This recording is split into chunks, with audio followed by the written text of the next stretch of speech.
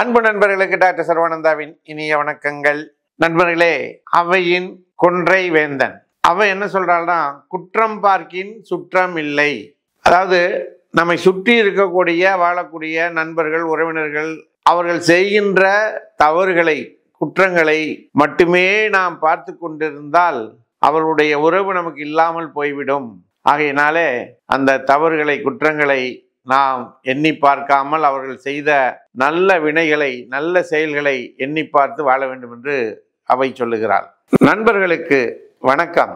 உங்களுக்கு அல்சர் பிரச்சனை இருந்தால், நெஞ்செரிச்சல் இருந்தால், அஜீரண கோளாறுகள் இருந்தால், மலச்சிக்கல் இருந்தால் கவலை வேண்டாம். சர்வம் ஹெல்த் கேரை தொடர்பு கொள்ளுங்கள். 9176380403 பூரணம் நலம் பெறலாம். நல்லது நண்பர்களே, அடுத்ததாக நாம் ஹோமியோபதியில பார்க்க போவது ஜென்டாலிட்டிஸ். இந்த டாபிக்ல நம்ம பார்க்க போற சப்ஜெக்ட் என்னன்னா பர்ன்ஸ், தீக்காயங்கள்.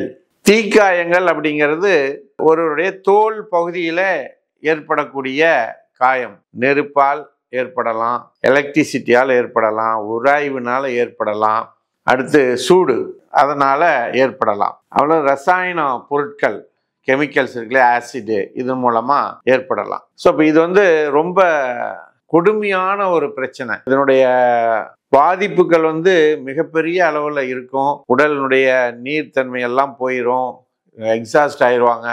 இது பல லெவலில் இருக்கு. ஃபர்ஸ்ட் லெவல் தீக்காயம், second level, third level, fourth அப்படின்னு. இதுல சில தீக்காயங்கள் அந்த லெவல் 4th லெவல் வரும் பொழுது மரணம் கூட சம்பவிப்பதற்கு வாய்ப்புகள் அதிகமா இருக்கு. ஆகையினால நண்பர்களே, நாம் முடிந்தவரை மிகுந்த எச்சரிக்கையோடு இந்த நெருப்புல, இதுல எல்லா இதுலயும் நாம ஜாக்கிரதையாக பழக வேண்டும், உபயோகப்படுத்த வேண்டும். நல்லது நண்பர்களே, இந்த தீக்காயத்தை ஆற்றுவதற்கு மிகச்சிறந்த மருந்துகள் ஹோமியோபதியில் இருக்கு. அந்த மருந்துகள் என்ன அப்படின்னு பார்த்தீங்கன்னா, ஆர்சனிக் ஆல்பம், கேந்தாரிஸ், கிரியோசோட்டம், கார்போவேஜ், ரெக்ஸ்டாக்ஸ், சீக்கல்கோர் போன்ற பல மருந்துகள் மிகச்சிறந்த முறையிலே இந்த தீக்காயத்தை குணப்படுத்தக்கூடியதாக இருக்கின்றது. இதில் சிறந்த ஆயின்மெண்ட்டுகளும் இருக்கு, அதையும் நாம் பயன்படுத்தி கொள்ளலாம். ஆகவே நண்பர்களே, ஒரு தீக்காயம், பர்ன்ஸ் ஏற்பட்டுச்சுன்னா நம்ம முக்கியமாக கடைபிடிக்க வேண்டிய விஷயம், நம்மளுடைய சிகிச்சை முறையை மிக தெளிவாக எடுத்துக்கொள்ள வேண்டும் என்று கேட்டு, வாய்ப்பளித்த சர்வம் யூடியூப் சேனலுக்கு நன்றி கூறி விடைபெறுகின்றோம். நன்றி, வணக்கம்.